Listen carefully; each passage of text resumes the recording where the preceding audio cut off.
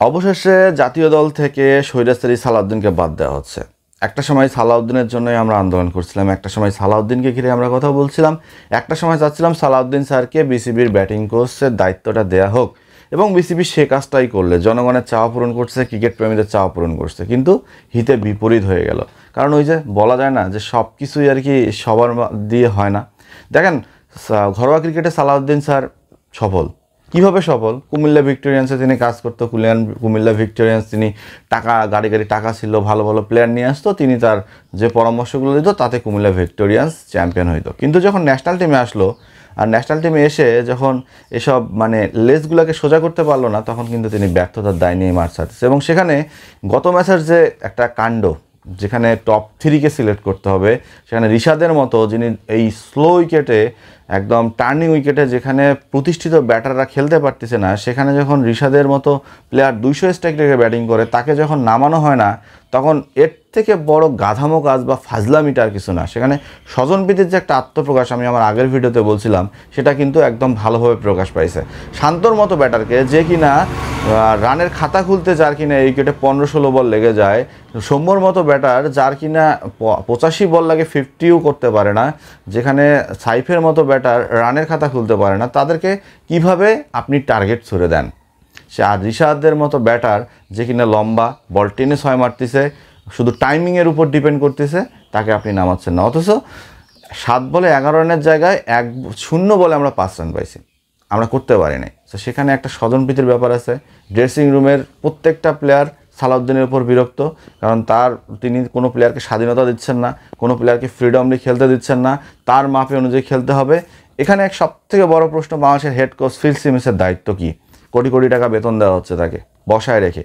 এই West Indian coach তো তার যে চেয়ারের ভাই, তিনি তো ভুঁড়ি ধরে নড়তে পারেন না, তাকে কি দরকার আছে এই ন্যাশনাল টিমে রাখার? আমি তো দেখি না। সব দিক বিবেচনা করে, প্লেয়ারদের কথা চিন্তা করে বিসিবির আরেকটা উদ্যোগ, বাংলাদেশের সর্বকনিষ্ঠ, বিশ্বের এখনও সর্বকনিষ্ঠ ক্রিকেটার, যার হাত ধরে বাংলাদেশ জয়ের রথ দেখছিল, যার হাত ধরে বাংলাদেশের বয়স জেনারেশন, ওই জেনারেশনটা ক্রিকেট খেলা দেখা শুরু করছিল, যার হাত ধরে প্রথম অস্ট্রেলিয়াকে হারানো হয়েছে, শ্রীলঙ্কাকে হারানো হয়েছে, নিউজিল্যান্ডকে হারানো হয়েছে, ইন্ডিয়াকে হারানো হয়েছে, সেই মোহাম্মদ আশরাফুলকে ন্যাশনাল টিমে ফেরাই নিয়ে আসা হচ্ছে। অথচ না, কোনো প্লেয়ার হিসেবে না, কোনো ব্যাটার হিসেবে না, ব্যাটিং কোচ হিসেবে আশরাফুলকে নেওয়া হচ্ছে।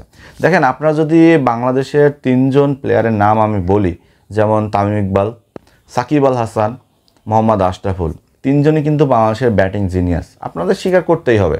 সেখানে যদি একটা প্লেয়ার ন্যাশনাল টিমের কোচ করতে হয়, তাকে 3 লেভেলের কোচিং কোচটা শেষ করে আসতে হয়। কিন্তু তামিম ইকবাল ভাই তো বোর্ডের প্রেসিডেন্ট হওয়ার দৃষ্টি দিছে, সাকিব আল হাসান এই মুহূর্তে দলে নেই, শুধুমাত্র মুশফিকুর রহিম বা মাহমুদ আল রিয়াদ এরা কোচিং ক্যারিয়ার শেষ করলেও আশরাফুল একমাত্র লেভেল 3 কোচিংটা শেষ করে ফেলছে। সেখানে বিসিবির মাননীয় সভাপতি বুলবুল আহমেদ, তিনি আসলে মোহাম্মদ আশরাফুলকে ব্যাটিং কোচের যে প্রপোজালটা সেটা দিয়ে দিছে। আর আমরা দেখছি নির্বাচনের সময়, বিসিবি নির্বাচনের সময় মোহাম্মদ আশরাফুল একটা কথা বলছিল যে বুলবুল ভাইকে আসলে চেয়ারে দেখতে চাই, তামিম ইকবালকে আরও একটু পরে দেখতে চাই, কারণ বুলবুল ভাইয়ের যে একটা এক্সপিরিয়েন্স আছে, আইসিসিতে অনেকদিন ছিল, আফগানিস্তানের ক্রিকেট বদলে দেওয়ার কারিগর তিনি বাংলাদেশের টেস্ট ক্রিকেটের প্রথম সেঞ্চুরিয়ান, সব দিক বিবেচনা করে, তার সততার দিকটা চিন্তা করে মোহাম্মদ আশরাফুল তাকে কিন্তু সভাপতি হিসেবে চাইছিল।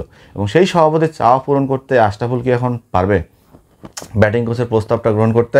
আমার মনে হয় আশরাফুলের ব্যাটিং কোচের প্রস্তাবটা গ্রহণ করা দরকার, কারণ নিজের একটা কলঙ্ক মোছানো দরকার। আপনারা চাক দে ইন্ডিয়া মুভিটা দেখছেন না শাহরুখ খান নিজের উপর একটা দায়ভার নিয়ে যখন চলে যায়, এরপর যখন কোচ হয়ে ইন্ডিয়ান টিমে ফিরে আসে, তখন কিন্তু তিনি ইন্ডিয়াকে চ্যাম্পিয়ন করে নিয়ে যায়। সো আশরাফুল যদি বাংলাদেশের ব্যাটিং কোচের ভূমিকায় চলে আসার পর যদি তার সেই কলঙ্কটা যদি ঘোষাইতে পারে, এবং ব্যাটিং তার যে মস্তিষ্ক আছে, তিনি যে একজন হার্ডিটার ব্যাটার ছিল, বাংলাদেশ টিমের এক সময় সুপারস্টার ছিল, সেই সুপারস্টার টকমাররা যদি দিয়ে বাংলাদেশের প্রত্যেকটা ব্যাটারের মেন্টালিটি চেঞ্জ করে এবং সবাইকে খেলার মধ্যে ফিরাই নিয়ে এসে কোনো একটা ট্রফি জিতাইতে পারে বাংলাদেশকে, তাহলে আমার মনে হয় বাংলাদেশের মানুষ আবারও মোহাম্মদ আশরাফুলের গুণগান গাইবে, আবারও সেই মোহাম্মদ আশরাফুলকেই দেখবে।